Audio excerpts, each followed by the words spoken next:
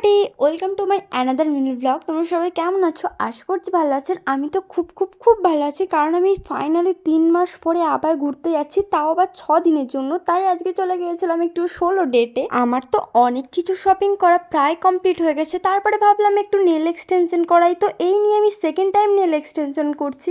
আর সত্যি বলছি গাইস, আগেরবার নেল এক্সটেনশন করার সময় এত পেনফুল ছিল, আমি ভেবেছিলাম আর কখন আমি এক্সটেনশন করাবো না, কিন্তু ওই যে ঘুরতে যাচ্ছি তাই নির্লজ্জের মতো আবার চলে গেলাম এক্সটেনশন করাতে। দেখো গাইস, আমি কিন্তু কোনো রকম প্রমোশন ভিডিও করছি না, আমি অনেস্টলি রিভিউ দিচ্ছি। এইবারে এক্সটেনশন করার সময় আমার একটুও পেন হয়নি। আমি কিন্তু আগের বারেও পূজাদির কাছে এক্সটেনশন করেছিলাম, আর এবারেও পূজাদির কাছে এক্সটেনশন করিয়েছি। তো এবারের ডিজাইনটা আমি একটু সিম্পলের মধ্যেই রেখেছি। আগের বারটাও সিম্পল ছিল, বাট এবারটা আরো বেশি একটা ক্লাসি লুক আছে। আর আমি তো এখানে করাচ্ছিলাম অ্যাক্রিলিক নেল এক্সটেনশন। আমি ভেবেছিলাম সফট জেলটা করাবো, বাট পূজাদি আমায় সাজেস্ট করলো আমার জন্য অ্যাক্রিলিকটা ভালো হবে, তাই আমি পূজাদি সাজেস্ট অনুযায়ী করলাম।